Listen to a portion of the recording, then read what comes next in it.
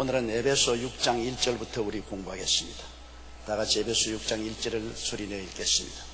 자녀들아, 너희 부모를 주 안에서 순종하라. 이것이 옳으니라. 2절까지 계속해서 읽으십시다.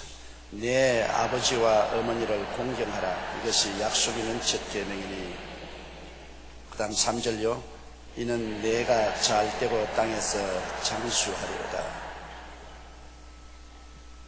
세상의 모든 사람들이 다 잘되고 장수하기를 원합니다.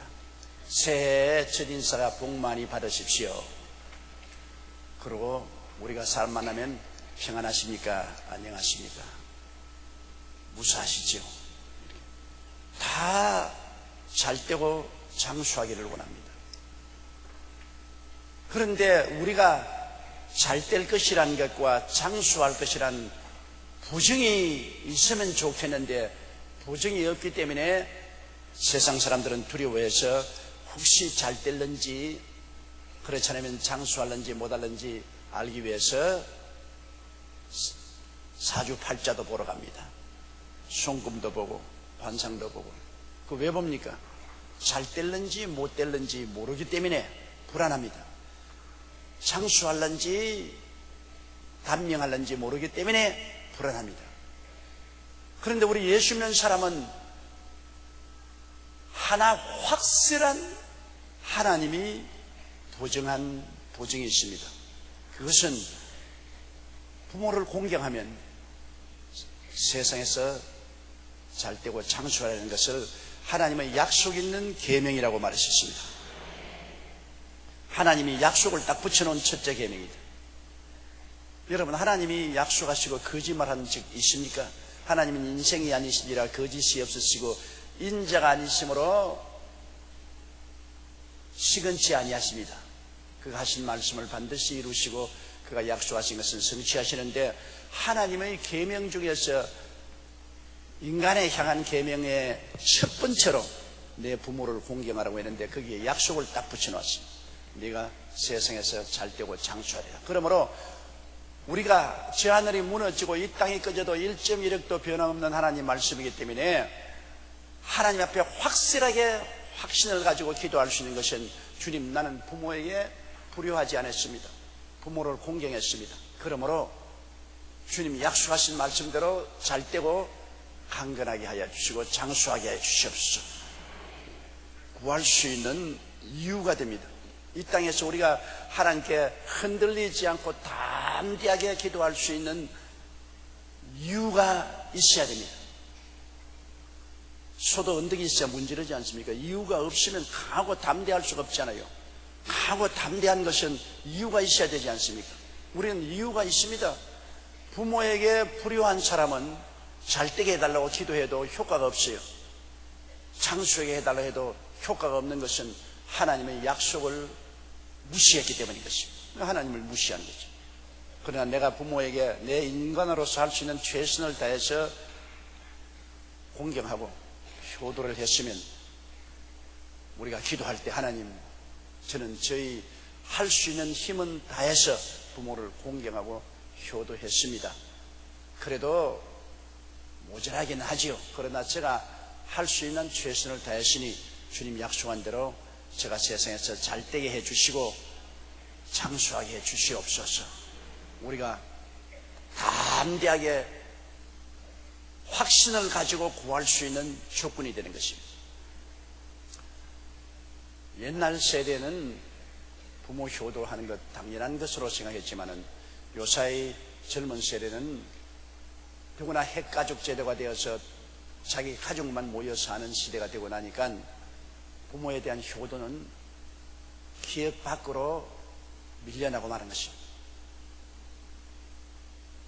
부모 효도라는 것을 오늘날 새삼스럽게 가르쳐야 될 정도로 젊은 세대는 잊어버리고 말았습니다. 부모는 부모고 나는 나다.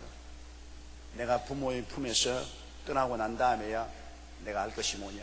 항상 부모에게 달라고만 하지. 부모에게 얻어먹을 것이 있을 때는 항상 찾아가서 달라고 하지. 부모에게 얻어먹을 것이 없으면 그때로부터는 안부조차 묻지 않습니다. 완전히 빠이빠이입니다. 그래서 오늘날 노인이 된다는 것은 굉장히 슬픈 일입니다. 더구나 가을이 되면 더 슬프죠.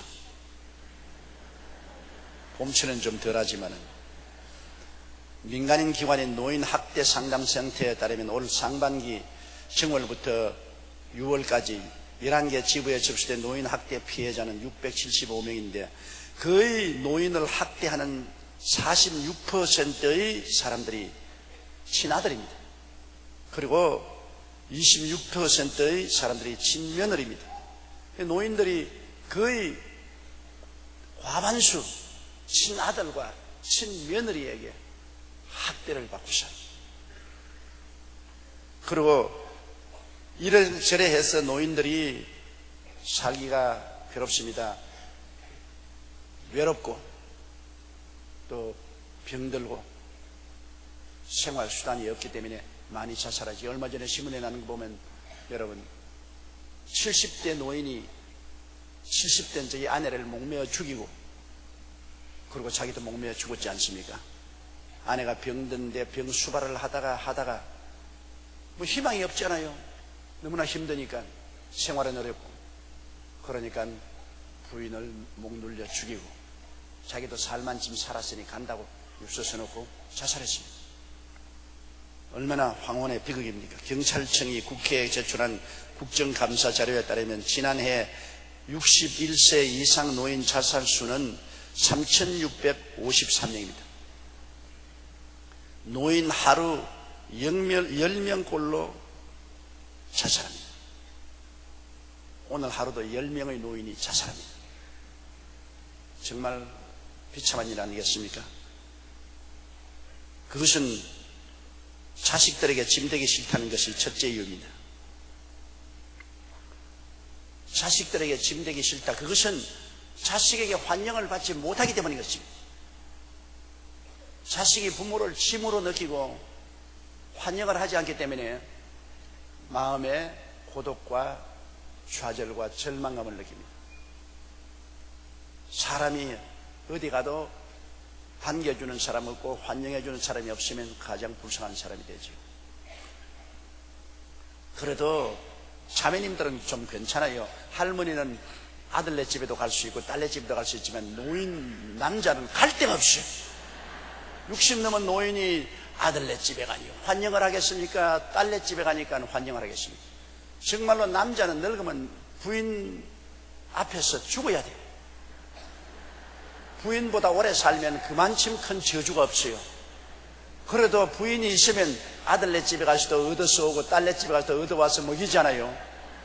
평소에 밉더라도 늙어서는 불쌍하니까 쥐어 박으면서도 아이고 젊을 때 나를 고박했자고 쥐어 박으면서도 그래도 아들네 집에 가서 뭘 좀 얻어오고 딸네 집에 가서 뭘 좀 얻어와가지고서 그래도 먹여주니까 부인이 있으면 그래도 행복하죠.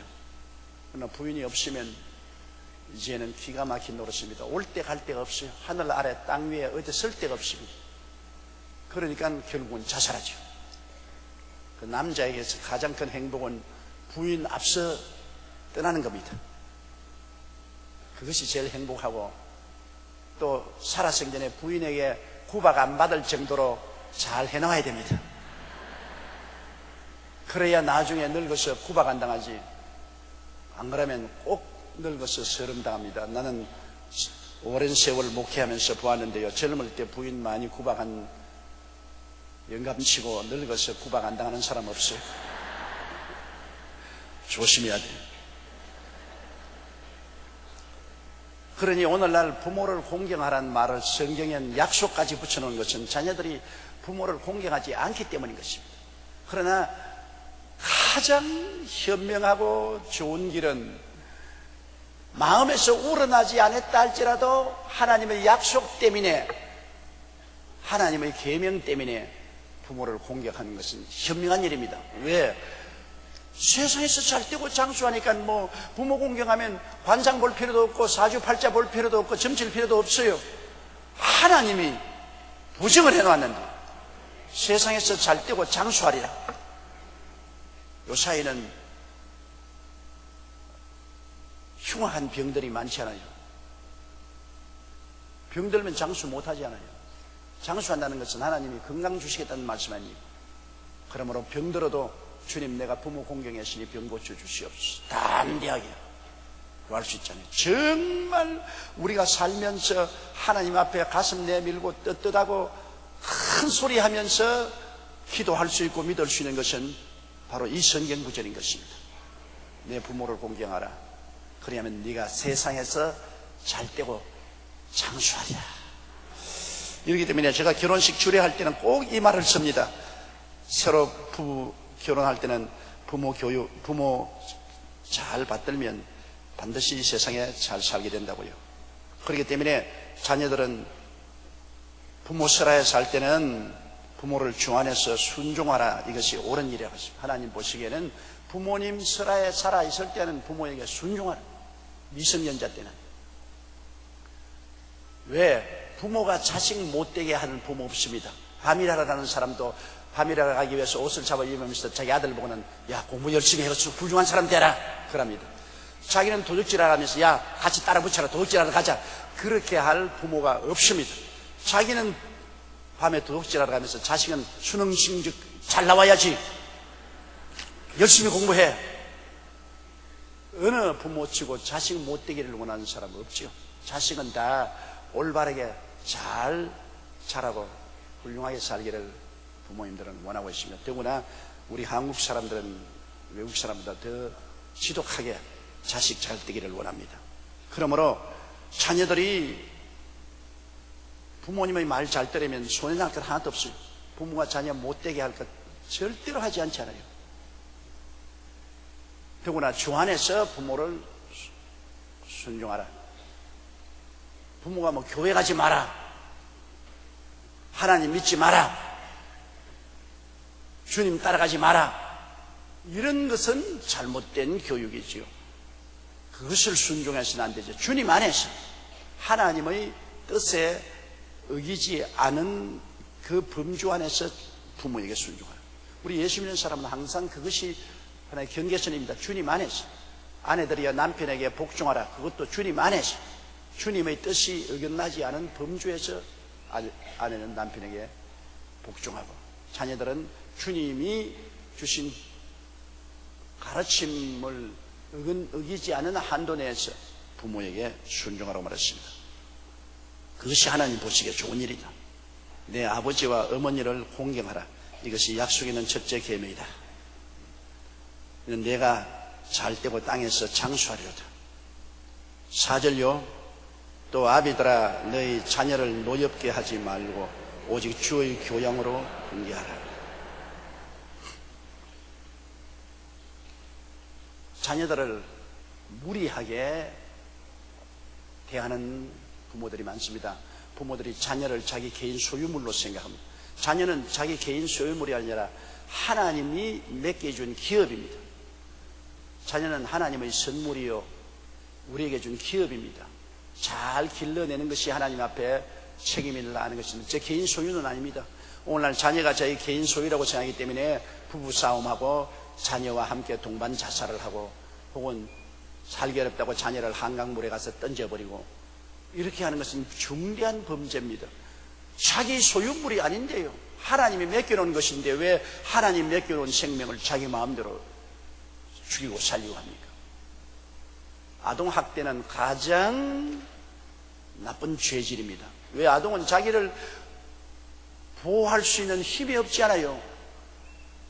그런 자기를 보호할 수 있는 힘이 없는 어린 자녀를 학대를 해서 허리띠를 끌어서 때리고 담뱃불로 지지고 밥을 굶기고 그래서 죽이는 일도 있잖아요. 대개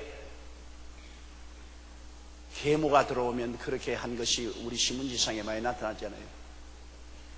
자기 자식이 아니라고 해서, 전처의 자식이라고 해서 그렇게 박대하고, 또한 아버지도 계모의 말을 듣고 그 자식을 박대하는 거예요. 이건 굉장히 하나님 앞에 나쁜 죄질이.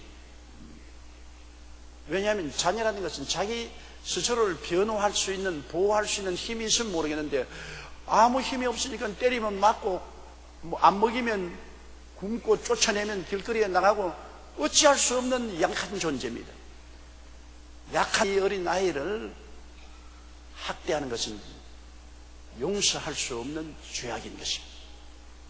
그러므로 부모가 자녀를 돌볼 때도 자녀가 속으로 분노가 나도록, 노여워서 반발하도록 그렇게 억지로 자녀를 다스리면 안 되는 것입니다. 자녀를 잘 이끌어가야지, 잘 돌보아줘야지. 여기 보면은 주의 교양과 훈계로 양육하라. 주님이 가르치시는 말씀을 중심으로 해서 잘 꾸짖기도 하고 교훈도 하고 그렇게 해라. 어린아이들은 아직까지 유약하고 아무것도 모르는 백지와 같으니까 이 마음속에 완전한 사람으로 생각하면 안 됩니다. 어린아이는 아직 모르기 때문에 철이 없으므로 수많은 실패를 통해서 배우는 겁니다. 어린아이가 일어나서 걷는 거 보십시오. 그런 말을 배울 때 얼마나 많이 넘어집니까? 그냥 한꺼번에 일어나서 뛰는 사람은 없어요. 넘어졌다가 일어나고, 한번 일어나면 온 가족이 박수를 치고 자기도 좋다고 박수를 치고 그렇게 하잖아요. 그래서 일어나서 쩌벅쩌벅 걷는 것이죠. 어린아이가 단번에 똥오줌 갈립니까? 똥도 사고 오줌도 사고 계속해서 그러다가 점점 자라나면서 대소변을 갈리게 되고, 또 밥도 자기 혼자 못 떠먹다가 온 전신에 음식을 흩다가 나중에 자라면 먹게 됩니다. 그렇지, 자라는 과정에 있어 많은 실패를 통해서 자라는 것입니다. 그러므로 이 세상에 실패하는 사람, 고의적으로 일을 가르치는 건 아니고 자기가 능력이 없어서 실패하는 사람을 구박하고 벌주어서는 안 됩니다. 실패를 통해서 배우는 것이죠. 어른들도 한 가지입니다. 자기가 능력이 없어 실패하는 걸 왜 어떻게 합니까? 능력이 없어 실패하는 것은 격려하고 가르쳐서 실패를 교훈 삼아 더 잘하게 만들어야죠. 실패했다고 해서 당장 모가지 자르고 실패했다고 해서 벌을 내리면 안 됩니다. 인간이 고의적으로 하는 것은 안 돼요. 자기가 일부러 잘못하는 것은 그건 책임을 져야죠. 그러나 자기로서는 최선을 다했는데 안 되는 거 어떻게 합니까? 100m 경기를 하는데 자기는 죽도록 뛰었는데 꼴찌했습니다. 어떻게 합니까? 꼴찌했다고 때려 죽이겠습니까? 박셀이 죽도록 쳤는데도 꼴찌했거든. 공항에 들어와서 울지 않아요. 왜 그런지 모르겠다. 그렇게 골프로서 6개 세계적인 깃발을 날리던 박설이도 고의적으로 꼴찌한 건 아닙니다. 죽도록 했는데 꼴찌했다고. 어떻게 합니까? 그러면 격려하고 위로해서 다시 잘하도록 해줘야죠. 사람이란 다 실수할 수 있습니다. 다 넘어질 수 있어요. 그럴 때 사람들을 사랑으로 감싸주고 돌봐줘야 되겠습니다.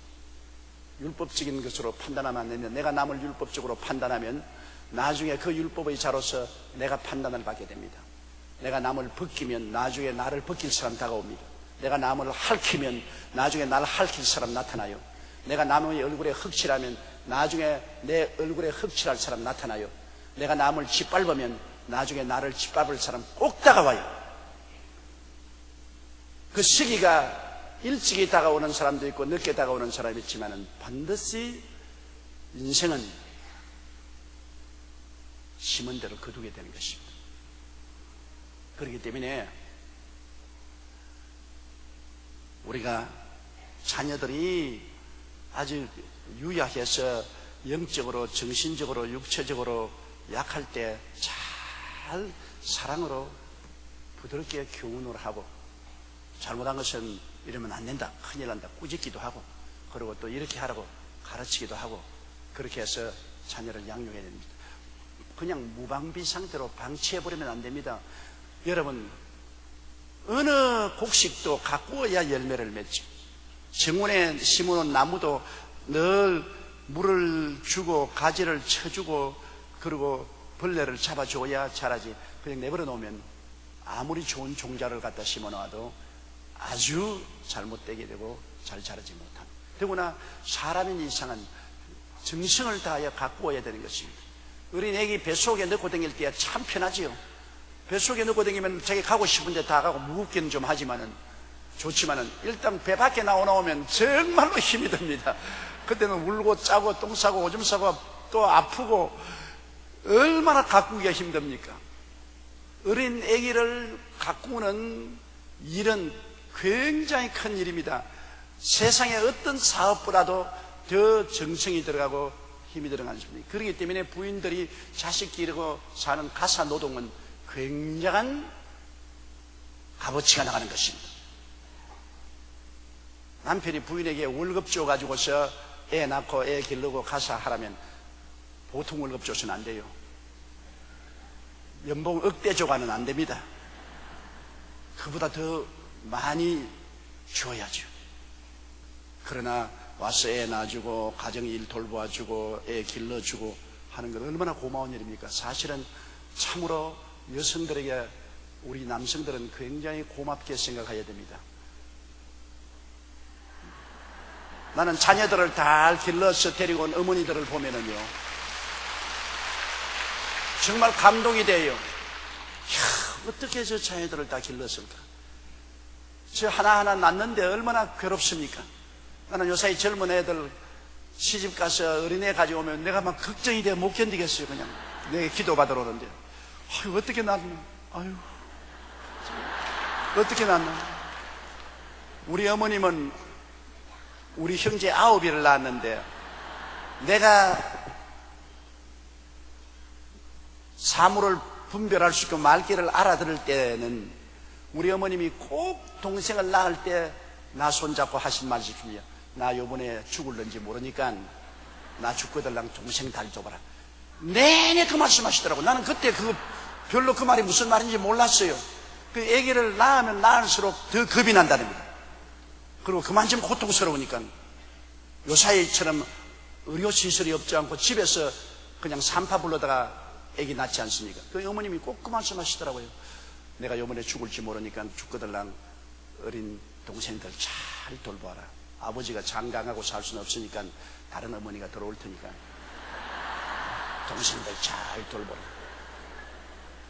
그러나 어머니가 동생 낳을 때마다 너무나 겁이 나더라고요.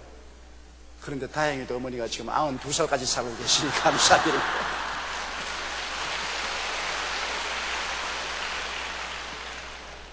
그러므로 아버지에게 불효한 것보다도 어머니에게 불효한 것은 죄질이 더 나쁩니다.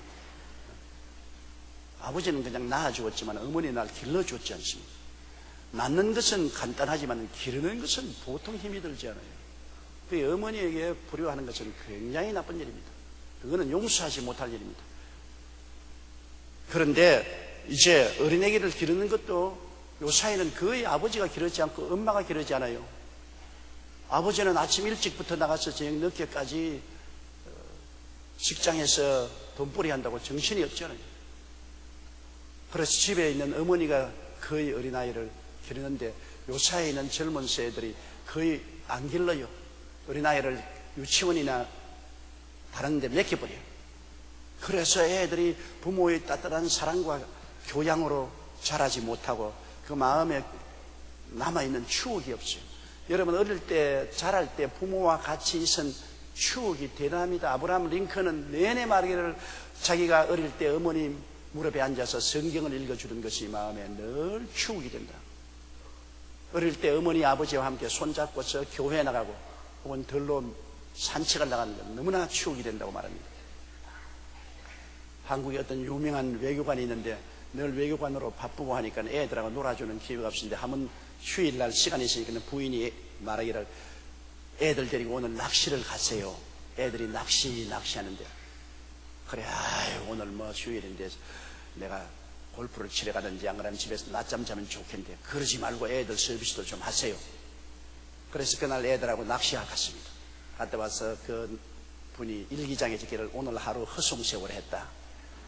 그리고 일기장에 있는데 나중에 애들이 커서 자라서 나오고 난 다음에 남겨놓은 집에 일기장을 읽어보니까 애들의 일기장에 말하면 우리가 어린 자라면서 오늘만큼 즐거운 날이 없었다.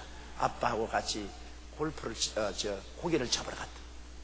아버지는 허송세월했다고 생각했는데 그 어린아이들은 그들 어릴 때 가장 즐거운 날이었다고 기록합니다. 그 추억이 오래오래 남습니다. 자녀들을 여러분 부모에게 가까이 갖다 놓으려면 추억을 만들어줘야 돼요. 사람이 자라면 부모를 떠나게 되잖아요. 자녀들은 부모를 떠나게 돼요. 그러나 두고두고 부모에게 전화도 하고 부모를 찾아오기도 하고 부모를 기억하게 하는 것은 자랄 때 부모가 어린아이들과 함께 나누은 추억이 그렇게 만드는 것입니다. 제가 여러 번 이야기했지만은 이제 천당 가신 제 좋은 친구 오디스 키너 목사님, 그 목사님은 언제나 토요일이면 그 나이 많으신 그때 내가 그 집을 방문할 때 아버지 어머니가 80이 넘었는데 아버지 어머니를 모시고 토요일 날은 별로 산으로 혹은 유원지로 꼭 가더라고요. 그래 내가 물었습니다. 어떻게 해서 토요일 날만 되면 아버지 어머니를 이렇게 모시느냐? 그 참 복이 드문 일이다. 그러니까 내 마음의 추억에 사무쳐서 이렇게 안 할 수가 없다. 왜? 우리가 어릴 때 자랄 때 아버님은 목사니까 늘 바빴다. 늘 설교 준비하고 가정 신방하고 바빴으나 토요일 날만은 꼭 우리 형제들을 데리고 놀러 갔다. 우리가 원하는 대로 유원지도 가고 산으로 들러 가셨는데 그게 우리는 일주일 내내 토요일 날 오기만 손꼽아 기다린다. 아버지 어머니하고 가서 맛있는 음식도 먹고 즐겁게 했어. 그런데 잊을 수 없는 것은 하루 토요일 날 우리가 다 옷을 갈아입고 정말 깡충깡충 뛰면서 이제 나간다고 좋아하는데 급한 전화가 왔다. 우리 성도 중에 전화가 와서 목사님 오늘 교회에서 긴히 꼭 만나야 되겠으니까 목사님께서 시간을 작정해서 만나 주십시오. 그건 아버지가 그 전화를 받을 때 애들이 사석이 됐다는 것입니다. 오늘은 다 걸렸구나. 급한 일이 생겼으면 아버지는 우리를 버려주고 그냥 교회로 가고 우리는 오늘 아무것도 아니구나. 그렇게 생각했는데 아버지가 전화 대답하기로 그래요. 우리 교회 성도들이 몇 분 있는데 미리 나하고 약속을 했습니다. 미리 나하고 오늘 시간 약속을 했기 때문에 그 성도들 약속을 깰 수 없으므로 당신은 다음 날로 미룹시다. 그래서 애들이 깜짝 놀랐다. 그래, 우리도 성도지. 우리가 뭐 목사님 아들, 딸이라고 성도 아니냐? 우리도 교회 나가는 성도지. 아버지가 우리하고 약속했으니까 우리 약속 지키지. 그래서 그 기억이 눈물이 나도록 좋았다는 것입니다. 너무나 마음에 즐거웠다. 그러고 난 다음 다 커서 이제 장성해서 따로따로 나가게 되었는데 언제나 토요일이 되면 아버지 어머니 생각이 난다는 겁니다. 만사를 제껴놓고 우리들을 데리고 서비스해 주던 아버지 어머니. 급한 일이 생겨도 우리도 성도라고 해서 우리하고 약속한 것은 깨지 않았던 우리 아버지. 우리가 노년에 외로울 때 친구가 되어줘야지. 그래서 꼭 부모를 모시고. 그 정말 놀라운 일이 아닙니까? 어린아이들에게 좋은 추억을 심어준다는 것은 길이 그 마음속에 부모를 기억나게 하는 것입니다. 어릴 때 그냥 들풀처럼 내동댕이 쳐버리고 나중에 와서 자식들이 부모에게 안 찾아온다고 원망해도 소용이 없습니다. 추억을 만들어 주십시오. 잊을 수 없는 추억들 말입니다. 사람은 살아가면서 조용한 시간이 되면 과거를 회상합니다. 늘 추억을 반추하는 것입니다. 그 추억 속에 부모님이 늘 기억이 나도록 추억을 만들어 주십시오. 그러면 그것이 여러분을 오래 자녀들이 생각하게 하고 부모를 사랑하게 만드는 것입니다. 이러므로 부모를 주님 안에서 사랑으로, 무엇보다도 사랑이 제일입니다. 사랑으로 품어주고 그 다음에는 징계를 하더라도 사랑으로 징계를 하고 교훈을 하더라도 사랑으로 교훈을 해서 내가 사랑받고 있다는 그 뜨거운 가운데서 어린아이들을 자라야지. 사랑 없이 그냥 매몰차게 매를 때리고 발길로 차고 욕을 하고 그렇게 하면은 자녀들이 삐뚤어지게 자랍니다. 대개 사회에 나가서 문제의 청소년이 되고 문제의 사람이 되는 사람들은 자랄 때 부모의 사랑을 받지 못한 사람들이 그렇게 됩니다. 자랄 때 부모님이 이혼했다든지 그렇지 않으면 다른 부모 밑에 자랐다든지 또 친부모 밑에 자라도 사랑을 받지 못하고 구박을 받았다든지 하면 그 마음속에 삐뚤어지게 되는 것입니다. 사회와 삶에 대해서 삐뚤어진 생각을 가지기 때문에 그 분노를 사회에다 갚습니다. 이웃에다 갚습니다. 그렇기 때문에 자랄 때 부모 슬하에서 온전하게 못 자란 사람은 언제나 사회적으로 문제를 일으키고 굉장한 고통을 가져오게 되는 것입니다. 아비들아, 너희 자녀를 노엽게 하지 마라. 사랑 없이 교훈하고 훈계해서 반발심을 사도록 하지 말아야 되는 것입니다. 그 반발심은 오래오래 가고 감정이 되어서 내가 지금 어리니까 날 이렇게 대접하지. 그러나 내가 커서 보자. 내가 복수하겠다. 사람은 마음속에 복수의 감정을 꼭 가지고 있습니다. 아내도 남편에게 구박당하면 늙어서 보자. 난 지금은 젊으니까 말 못하지만 늙어서 보자. 30대 40대 아내는 남편이 무슨 말하면 예 그래요 그지요. 50대 넘으시오. 뭐라고? 뭐 어째? 당장 달라집니다. 30대 40대 아내하고 50대 이상 아내하고 똑같은 아내로 생각하면 큰일 납니다. 30대 40대 잘해놓으면 50대 60대가 되어도 대접을 잘 받을 수 있는 것처럼 어린아이도 안 가집니다. 어린아이하고 유학할 때 사랑으로 교훈하고 훈계해서 잘 길러놓으면 나중에 나이 늙어서도 어린아이들은 올바르게 살고 삐뚤어진 삶을 살지 않고 올바르게 살고 부모와 늘 밀접한 관계를 가지고 있는 것입니다. 영국의 교육심리학자 허스가 조사한 결과를 보면은 24개국 10만 명의 존경받는 부모가 결정이 되는데, 첫째로 자녀 앞에서 싸우지 않는 부모를 어린아이들이 제일 모범으로 삽니다. 우리도 어릴 때 보니까 아버지 어머니가 다투니까 굉장히 마음이 괴롭더라고요. 집안이 아주 가시방석이 되더라고요. 아버지 어머니가 어린아이들 보는 앞에서 다투면 안 돼요. 다투려거든 기다렸다가 밤에 애들 다 잘 때 그때 큰 소리 내지 말고 적은 소리를 다투어야 돼요. 사람이 살면서 안 다툴 수는 없죠. 의견이 부딪히니까 다투지만은, 그러나 어린아이들 앞에서 큰 소리로 물건을 던지고 고래고래 고함을 치면 어린아이들 마음속에 큰 불안을 갖다 주고 마음에 상처를 입히게 되는 것입니다. 그러므로 어린아이 보는 앞에서 부모는 다투지 말라는 것입니다. 둘째는 자녀들에게 거짓말을 안 하는 부모가 가장 존경받는 부모가 됩니다. 애들에게 식은죽 묻기로 저 거짓말을 하면 애들은 말하기는 우리 어머니 아버지는 거짓말쟁이다. 그리고 인생은 거짓말을 하고 사는 것이 당연하다. 참 잘못된 것을 배우죠. 부모가 자꾸 내게 거짓말하니까 우리도 그냥 거짓말하고 사는 것이 인생이 사는 것이로구나 배워서 나중에 그로 말미암아 신용을 잃어버리고 큰 낭패를 당합니다. 인간이 사는 동안에 제일 큰 재산이 신용입니다. 장사하는 사람도 신용 잃어버리면 물건 못 팔잖아요. 물건 만들어 수출하는 사람도 물건이 불량품이 안 되어서 잘 사용하는 물건을 만들어서 팔아야지, 불량품을 팔아놓으면 그 물건에 대한 신용을 잃어버리기 때문에 세계적인 기업이 안 되는 것입니다. 우리나라 한국의 삼성 제품, LG 제품 같이 또 현대자동차 같이 세계적인 제품이 돼가지 않습니까? 왜냐? 신용 때문에 그런 것입니다. 옛날에 한국 자동차는 해외에 가면은 한국 자동차는 신용이 없었습니다. 얼마 안 타면 문짝도 떨어져 나가고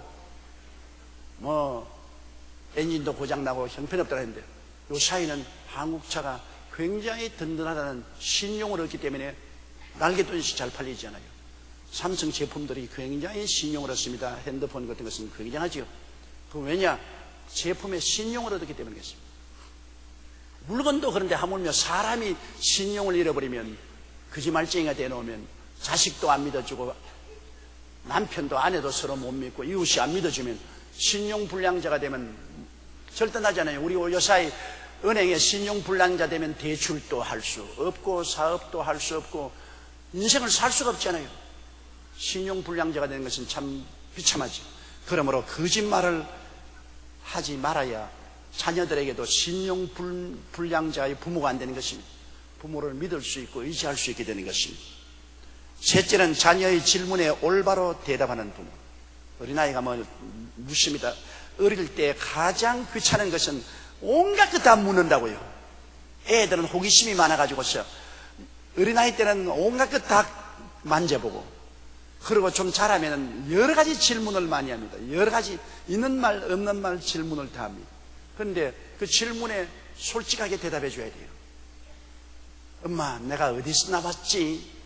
백구문에서 나왔다. 나중에 우리 엄마 거짓말쟁이다 그러지 않습니다.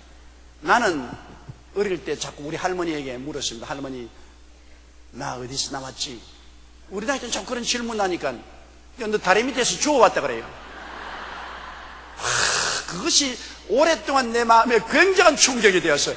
조금만 우리 부모님이 나에게 싫은 소리 하면 다리 밑에서 주워왔기 때문에 나를 이렇게 하는 것보다 해서 여러 번 그 울에서 들여다봤습니다. 아버지 어머니하고 나하고 닮은 게 있는가 없는가 보려고.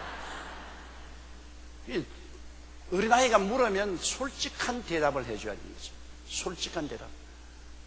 대답하기 곤란한 문제라도 어렵지 않게 충격 없이 대답해 줄 수 있잖아요. 그러므로 자녀에게 성실하게 대답을 해줘요. 야, 귀찮다. 쓸데없는 질문 하지 마라. 크면 다 안다. 학교 가면 다 배운다. 그렇게 하면 마음에 굉장히 충격을 받아요. 나를 어린아이라고 무시한다. 그렇기 때문에 질문에 올바로 대답하는 부모가 존경을 받는다. 넷째로, 자녀를 편애하지 않은 부모. 자식이 많으면 어느 자식도 좋고 다른 자식은 덜 좋은 거 있어요. 우리 부모들은 늘 말하기를 뭐 10손가락 깨물어봐라 안 아픈 손가락 어디 있냐 하지만은 길고 짧은 것은 있어요. 깨물면 다 아프죠. 잘난 자식은 어느 자식 다 깨물면 아프지만은 그런데 길고 짧은 것은 있지 않습니까? 자식 길어보면 부모에게 더 착하게 잘 구는 애는 더 사랑스럽고 못되게 구는 놈은 밀상스럽고 별 도리 없죠. 그러나 그것을 밖에 내놓으면 안 됩니다. 밖에 내놓으면 자녀가 삐뚤어지죠. 제일 성경적인 예로선 야곱이 12자녀 중에 11째인 요셉을 특별히 사랑해서 채색 옷을 해 입혔습니다. 그게 문제예요. 옷을 똑같이 해 입혀야지 요셉만 채색 옷을 해 입히고 다른 사람은 가죽 옷 아무거나 해 입혔습니다. 요셉을 편애했기 때문에 형들이 요셉을 죽이려고 했던 것입니다. 그러므로 부모는 편애하지 말아야 돼요. 부모는 자식을 똑같이 다 내 몸에서 태어난 자식은 사랑하지만 형제는 그렇지 않습니다. 형제는 부모가 자식을 사랑하는 것만큼 그렇게 똑같이 사랑하잖아요. 형제는 벌써 한 다리 건너 천리입니다. 벌써 남이에요. 정이 있다고 하지만은 나중에 다 각각 독립해서 나가면은 독립적인 살림을 하고 정 모르는 남보다는 낫지만은 그러나 부모가 자식을 생각하는 것 같이 그렇게 가깝지가 않아요. 형제간에 서로 죽이지 않습니까? 가인이 아벨을 죽였지 않습니까? 그러므로 부모가 자식을 편애하는 문제가 생기고 더구나 부모가 큰 재산을 가지고 있으면 자식에게 상속할 때 누구는 많이 주고 누구는 적게 주느냐 이것 때문에 자식들 간에 큰 싸움이 벌어집니다. 나는 여의도 순복음교회 성도 여러분 재벌가 없는 것을 기쁘게 생각합니다. 여러분 뭐 자식하고 싸울 만한 재산 없지 않아요? 재산이 있으면 반드시 자식들 간에 재산 가지고 법정 싸움까지 나오는 것입니다. 편애하지 말아야 된다. 굉장히 힘든 일이지만 부모님이 그것을 해야 돼요. 그리고 다섯째로는 자녀 앞에 행복하게 보이는 부모. 이 자녀들이 오래오래 기억하고 좋아합니다. 부모가 자식들 앞에서 행복한, 그렇지 않고 아버지가 엄마를 늘 욕하고 엄마는 아버지를 늘 욕하고 불행한 그런 모습을 보면 자녀들의 마음에 굉장한 고통을 갖다 주는 것입니다. 그 다음 여섯째, 자녀에게 좋은 친구가 되어주는 부모. 자녀들이 요사이도 누구에게 자기 고민을 말할 수가 없다고 합니다.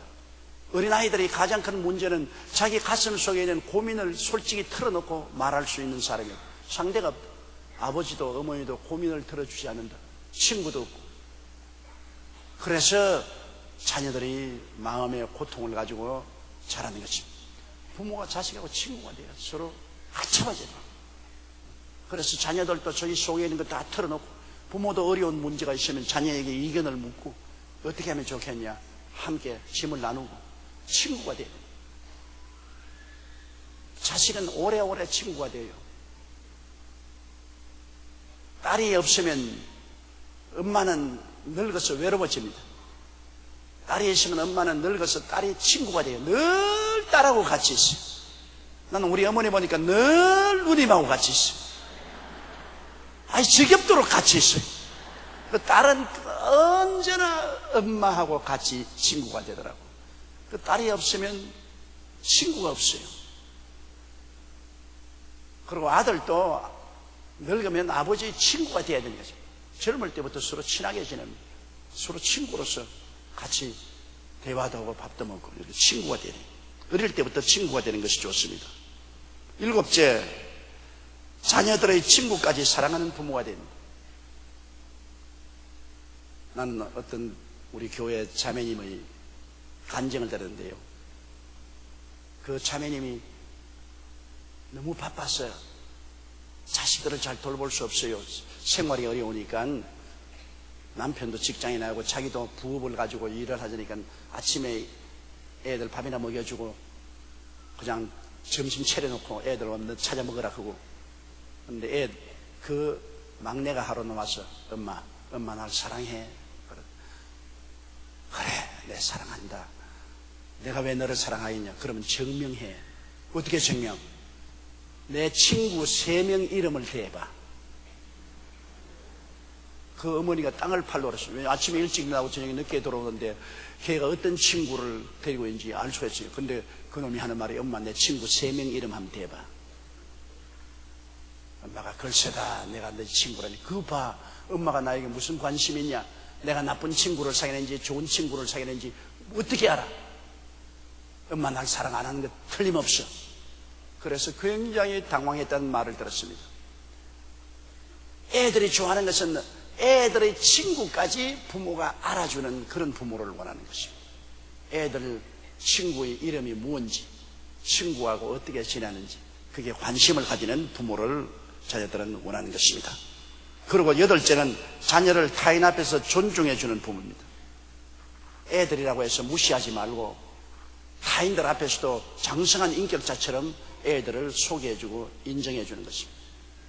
나는 내 일생에 두고두고 잊지 못하는 것은, 어른들이 모여서 이야기하고 있는데 학교 갔다가 와서 너무나 내가 우리 학교하고 또 우리 학교 경쟁한 학교하고 야구 경기를 해서 우리 학교가 이겼어요. 나에게는 큰 이슈입니다. 천지지독만한 이슈요. 그래서 뛰어오자마자 집에 와서 어른들하고 이야기하는데, 아버지 우리 야구 경기에 오늘 우리가 이겼어요. 야, 어른들이 이야기인데 시끄럽다, 시끄러워. 치명타를 받았어요, 내 영혼 속에. 나는 언제 어른이 되노? 어른이 아니니까 내 말은 인간 말도 아니구나. 혼자서 그렇게 마음이 삐뚤어지는 겁니다. 그 다음에는 내 혼자 방에 들어가서 울었다고요.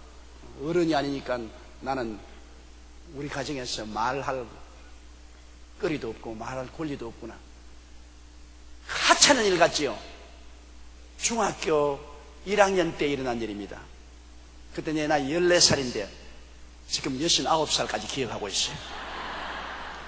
마음속에 깊이 각인되어 있는 것입니다. 어린아이가 말할 때는 자기에게는 굉장한 일입니다.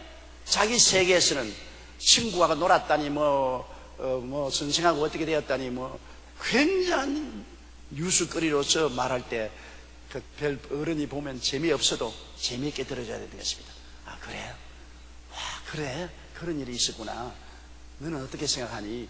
신바람나게 이야기하도록 그렇게 만들어줘야 되는 것입니다. 그런 부모가 좋은 부모가 되는 것입니다. 그리고 9째는 칭찬을 아끼지 않고 정확하게 책망하는 부모. 애들 잘하거들랑 칭찬을 아끼지 말아야 돼. 뭘 잘하면 정말 플러스 알파 해가지고서, 너 참 잘했다. 정말 자랑스럽다.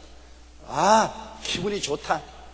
너 같은 아들, 너 같은 딸 둔 것을 자랑으로 생각한다. 그러고 잘못한 것은 무조건 하고 고함치고 욕하지 말고, 너 이것 때문에 잘못했잖아. 너 생각해봐라, 잘못했지? 본인이 고백하게 만들어야 돼. 잘못했다. 그럼 잘못했으면 잘못한 대가를 치러야 될 거 아니야. 너 몇 세대 맞아라. 너 그렇지 않으면 너 죄 지은 대가로 오늘 신발장에 신발 닦아라. 분명히 자기 자백을 받고 그러고 난 다음에 꾸짖어야지. 무조건 하고 막 화를 내가지고 잘못했다고 막 개새끼 소새끼 그거 그냥 쥐어받고 그러면 반발이 일어나잖아요. 어린아이들도 자기 잘못한 것은 다 알아요. 자기 잘못한 것은 다 아니까 불러다가 차근차근히 이것 어떻게 생각하냐? 잘했다고 생각하냐? 잘못했다고 생각하냐? 잘못했다고 생각한다. 그럼 잘못했다고 생각했으면 잘못한 데 대한 대가를 지불해야 될 것이 아니냐? 그러니까 너가 세대 맞을래? 그래서 는 신발장 소재를 할래? 벌을 정해서 공평하게 해줘야 돼요. 어린아이라고 해서 힘없는 것이라고 해서 막 쥐어박으면 안 돼요. 그러므로 칭찬도 아끼지 않고 정확하게 책망도 하는 부모. 그리고 열째, 일관성 있는 말과 행동을 보여주는 부모입니다. 부모들가 이 말했다가 저 말했다가 요새 우리 정부처럼 이렇게 한다 하겠다 그 다음 또 안 한다. 부동산 가격 내린다. 그다음 또 부동산 가격 올린다. 밑에 있는 사람이 어지러워요. 그러니까 나중에 어떻게 됩니까? 나는 안 믿는다. 무슨 말로 해다면 콩으로 매주를 쏜다 해봐라 믿는가? 나는 내 길로 간다. 이렇게 되거든요. 정부도 국민 앞에서 일관성 있게 말을 해야 되는 것입니다. 그래야 국민들이 정부의 말을 믿죠. 여러분 오늘날 우리 정부가 하는 말을 그대로 액면 믿고 따라가는 사람, 여기 정부 지도자 아무도 없으니까 솔직히 한번 손 들어보십시오. 정부 말 믿는 사람. 그럼 정부 말을 아무리 해도 안 믿는 사람 손 들어보십시오. 솔직히 보세요. 그 왜냐? 정부가 일관성 있게 말하지 않았기 때문에 그렇습니다. 예를 들어 말하면 돈 디노미네이션을 한다. 10,000원짜리를 10원짜리로 만드는 디노미네이션 한다. 그랬다가 그 다음에 막 여론이 나니까 안 한다. 그랬다가 또 한국은행에서는 당장 디노미네이션 준비를 다 끝마쳤다. 연구가 다 끝났다. 몇 년에도 할 수 있다. 이게 무슨 말이 이런 말이 있냐? 이 말 했다가 그 말이 귀에 사라지기 전에도 또 이 말 했다가 또 그 말이 사라지기 전에 또 이 말 했다가 혼란스럽기 짝이 없습니다. 가장 중요한 것은 정부는 국민을 이끌어 나갈 때 한결같은 말을 해야 되는 것입니다. 일관성 있게 말해요. 부모가 자식에게 말할 때도 일관성 있게 말을 해야 돼요. 자식들 보고서 이번 토요일 날 우리 외식하러 가자. 토요일 되면 일이 바빠서 못 가겠다. 다음으로 미루자. 다음에 오면 이번 달도 또 바빠서 못 가겠다. 또 다음으로 미루자. 일관성이 없습니다. 낙심해버리는 것입니다. 이럴 수가 있느냐. 말 한마디를 하면 손해가 나도 해요. 제가 전에도 말했지만 정자 그 고사가 참 유명하잖아요. 엄마가 자꾸 시장 따라가겠다는 어린아이 보고 야 집에 있으면 돼지 잡아준다 하니까 내가 좋다고 돼지 먹겠다고 했어요. 엄마는 거짓말 했잖아요. 시장에 따라오랬더니 시장에 갔다 오니까 아버지가 돼지를 끌어내서 잡고 있거든. 여보 당신 돌아서 우리 집 살림 미천인 돼지를 왜 잡아? 당신이 시장 갔다 오면 돼지 잡아주겠다고 말했잖아요. 말을 했으면 지켜야지. 애들 앞에 일관성 있게 지켜야지. 그래 잠시 어려움을 피하려고 거짓말 했어야 나중에 자식이 부모를 믿어주겠냐. 또 그 자식이 사회에 나가서 어떻게 믿고 살겠냐. 그래서 살림 미치는 돼지를 잡았단 말이죠. 일관성 있게 말과 행동을 보여주는 부모를 자식들은 훌륭한 부모로 존경한다는 것입니다. 그러니 자식 교육하기가 참 힘듭니다. 자식 교육하려면 굉장히 노력을 하고 애를 쓰고 힘들는데 가장 중요한 것이 모범입니다. 자식은 부모를 보고 배우죠. 저는 요사이 내가 가만히 나를 보면 너무너무 나의 말과 행동이 우리 아버님을 닮았다고요. 옛날에는 그것을 벗어나려고 애를 썼습니다. 아버지 닮았다 하면 참 싫어요 내가. 왜냐면 나는 나지 왜 내가 아버지 닮았냐. 그런데 요사이는 목에 주름지까지 다 닮았어요. 내가 걸음 걷는 것도 내가 나를 봐도 너무나 아버지 닮았구나. 운명적이다. 별 도리 없이 아버지 닮은 것은 피할 수 없다. 어릴 때부터 늘 아버지를 모범으로 봤으니까 아버지를 닮았어요. 말하는 것도 닮았어요. 성격이 급한 것도 닮았어. 딸은 엄마를 닮아요. 엄마는 여성이니까 어떤 여성이 되어야 되느냐, 늘 엄마를 쳐다보니까. 그러니까 부지불식간에 엄마 잘하죠. 심리학자들은 인격의 완성이 6살 만에 다 기초가 이루어지는데 6살 동안 부모 밑에 자라잖아요. 그러니 아들은 아버지를 닮고 딸은 엄마를 닮아요. 그러므로 시집 보낼 때 그 청년이 어떤 청년이 알고 싶으면 아버지를 봐야 되고, 며느리 구할 때 어떤 며느리를 구해야 되냐, 그 엄마를 보면 거의 틀림없습니다. 왜냐하면 모범을 보고서 배우니까. 그러므로 부모가 자식에게 어느 심사 행동에 어떻게 주의하고 모범이 되어야 된다는 것은 정말 힘든 일입니다. 그러나 좋은 자식을 기르려면 그렇게 해야 되는 것입니다. 그 다음 5절요. 종들아 두려워하고 떨며 성실한 마음으로 육체의 상전에게 순종하기를 그리스도에게 하라. 요 사이는 종의 제도가 없지요. 그러나 우리 한국 이시조선 때만 해도 종의 제도가 있었습니다. 전 세계적으로 종의 제도가 있었습니다. 성경에도 종의 제도에 대해서 말하고 있습니다. 그것은 오늘날 예수 그리스도의 복음이 들어와서 모든 사람을 해방시켜주는 이 역사가 일어나기 전에는 모두 다 종의 제도가 있었습니다. 여러분, 그리스도의 복음이 들어오고 난 다음에 종의 제도도 사라졌고 여성도 해방되었습니다. 정말 옛날에 우리 한국의 여성들은 시집 가면 종살입니다. 종도 그렇게 고달픈 종이 있을 수가 없습니다. 그러나 그리스도의 복음이 들어온 곳에는 종의 제도도 없어지고 여성 해방도 이루어졌습니다. 그리스도가 우리를 자유케 한 것입니다. 그러나 옛날에는 모두 다 종의 제도라는 것은 사회적인 통념으로 있었기 때문에 성경이 거기에 대해서 말합니다. 종들아 두려워하고 떨며 성실한 마음으로 육체의 상전에게 순종하라. 종이 상전에게 순종할 때 눈가림만 하지 말고 순종을 하되 예수님께 순종하듯이 하라. 왜냐, 우리의 모든 심사 행동은 하나님이 바라보고 계시기 때문에 무슨 일을 하는지 상급을 하나님께로 받습니다. 콩 심으면 콩 나고 팥 심으면 팥 나고, 우리의 행위의 모든 결과는 하나님께로부터 상급을 받는 것이기 때문에 종들은 주인을 무시하지 말고 떨며 성실한 마음으로 상전에 순종하라. 이것은 종과 주인의 관계뿐 아니라 오늘날 자본주의 사회에도 지도자와 피고용자의 사이에도 이것이 꼭 이루어져야 되는 것입니다. 우리가 사업을 하면은 종업원들 많이 갖지 않아요. 종업원들이 계속해서 지향을 하면은 일이 되지 않잖아요. 사용자는 종업원들에게 충분히 욕심 부리지 말고 종업원들의 복지를 위해서 충분히 노력해야 되는 것입니다. 있는 힘이 되는 대로 종업원에게 억울하지 않게 월급도 주고, 그리고 작업 환경도 편안하게 만들어야 되는 것입니다. 뭐 능력이 없으면 할 수 없지만 충분히 할 수 있는 대로는 해야 되고, 또 종업원들은 자기가 몸담아 살고 있기 때문에 충성을 다해서 열심으로 꾀부리지 않고 일하고 좋은 제품 만들어서 팔아서 함께 번영해야 됩니다. 요 사이는 이 사용자나 노동자들이 함께 번영해야 되는 시대입니다. 누구는 잘 살고 누구는 못 살고 그렇게 해서는 안 되죠. 그러므로 서로 대화와 타협을 통해서 함께 잘 살아가는 방향을 취해야 되는데 서로 이용만 하려고 하기 때문에 갈등이 생기는 것입니다.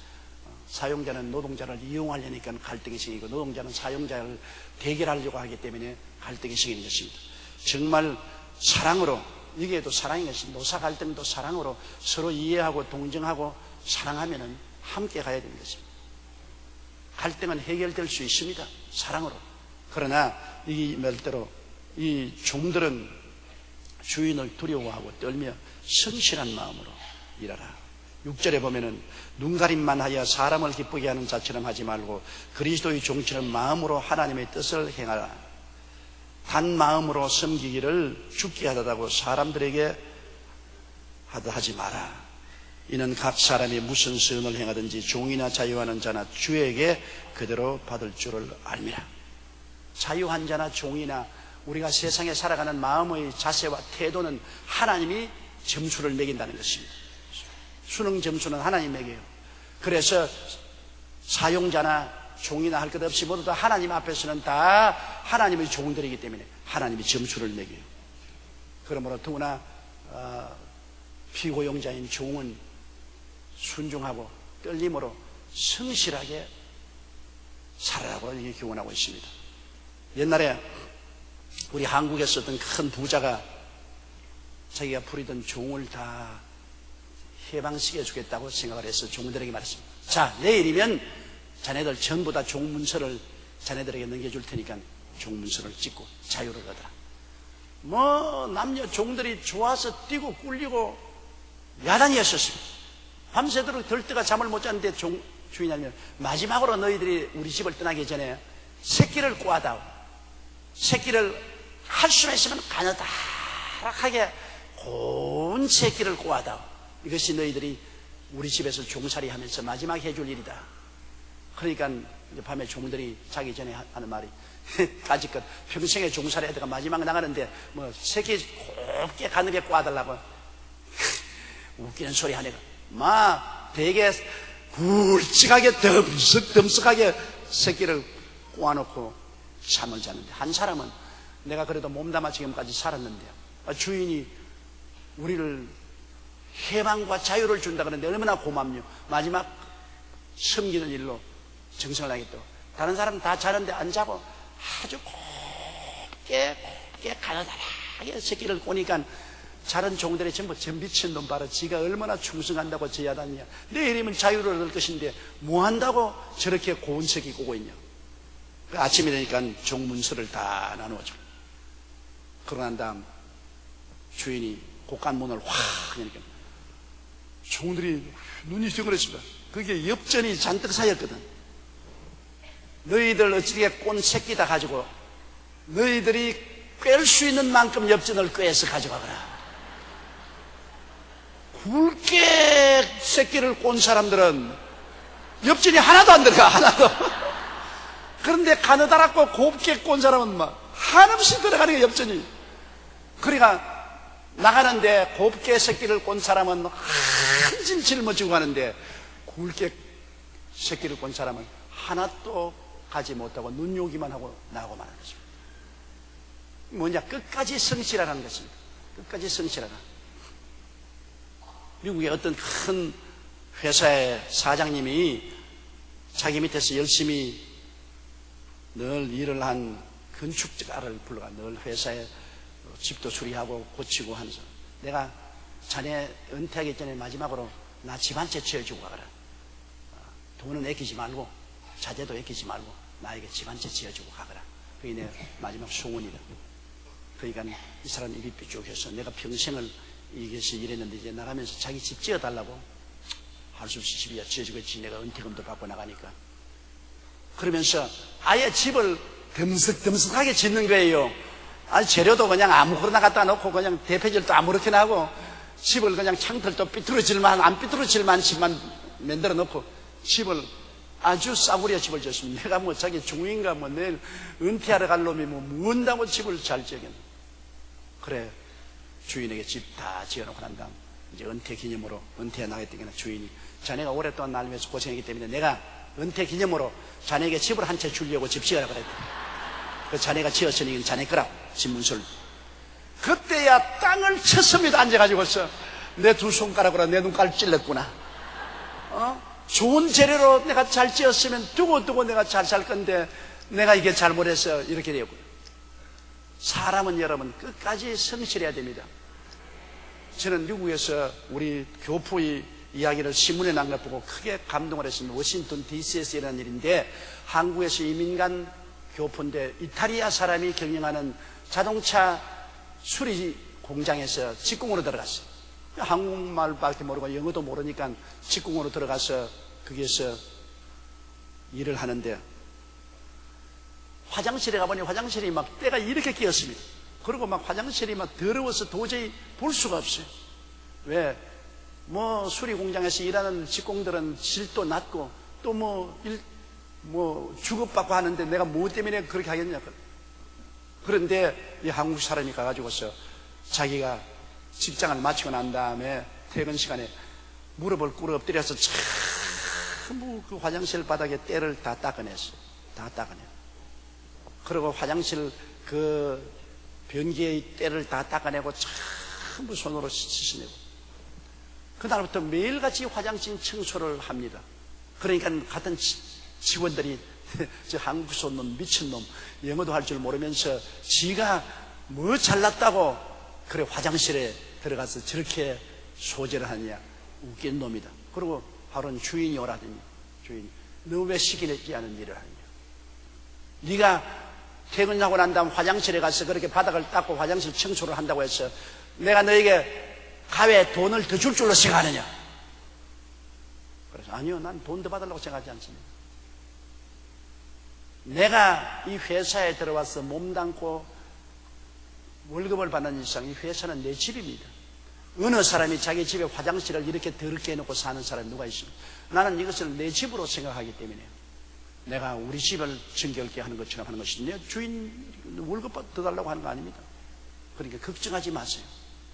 그러면서 계속해서 봄, 여름, 가을, 겨울 할 것 없이 화장실 청소를 했습니다. 이태리 노인이 이제 은퇴해서 사업을 하려고 하는데 이 한국 사람을 불렀어요. 내가 이 은퇴해서 사업을 팔려고 하는데 이 사업을 끝까지 성실하게 맡아서 성공시킬 사람은 자네 같은 사람밖에 없다. 자네는 시키지 않은 일을 성실하게 일을 해주었다. 그러므로 자네가 이 기업체를 사가게. 난 돈이 없습니다. 내가 어떻게 기업체를 사갑니까? 그러니까 내가 하는 말은 자네 같은 사람은 절대 거짓말하고 남 속여먹을 사람이 아니다. 그냥 공짜로 넘겨줄 테니까 평생에 돈을 버는 대로 나에게 갚아라. 호박이 넝굴째 떨어져 버렸었습니다. 이태리 사람이 확실히 믿는단 말입니다. 그의 성실한 인격을 믿고 돈 한 푼도 안 받고 그대로 공장 넘겨주고 나중에 네가 돈 버는 대로 갚아라. 이 성실한 사람이 얼마나 신뢰를 받고 대접을 받지 않습니까? 사람은 여러분 끝까지 성실한 것이 최고입니다. 인간 세상에 살면서 재산이 성실입니다. 근데 마지막 떠나갈 곳이라도 주인처럼 행동하고 아주 성실하게, 하나님도 우리가 성실하게 인생을 사는 것을 가장 귀하게 생각합니다. 이렇기 때문에 이 성경에 종에게 하는 말은 주인에게 순종하고 떨며 성실해. 눈만 기쁘게 하기 위해서 눈앞에서만 알랑알랑하고 떠나가면 그뿐인 그런 일 하지 마라. 끝까지 보든지 아니 보든지 성실해라. 왜? 누가 보느냐? 하나님이 보고 계신 것입니다. 사람은 안 보아도 하나님은 보고 계신단 말입니다. 그러면 나중에 결과는 하나님이 갚아주시는데 그것이 일찍 보답이 안 온다고 사람들은 우습게 느낍니다. 그러나 하나님의 사역은 보답이 일찍 올 때도 있고 천천히 올 때도 있습니다. 반드시 사람이 무엇으로 심든지 그대로 거두게 되는 것입니다. 이러므로 종들이 떨며 순종하고 성실하게 주인을 섬기면 그 보답이 하나님께로부터 오고 또 주인도 역시 한 가지인 것입니다. 그러므로 인생을 살면서 성실하게 사는 것이 가장 놀라운 지혜인 것을 이 성경은 말해주고 있는 것입니다. 오늘은 자식이 부모 공경하고 부모가 자식을 돌보고 종들이 주인을 섬기고 주인이 종들을 어떻게 돌볼지 이 교훈의 말씀을 가지고 우리가 은혜를 나누었습니다.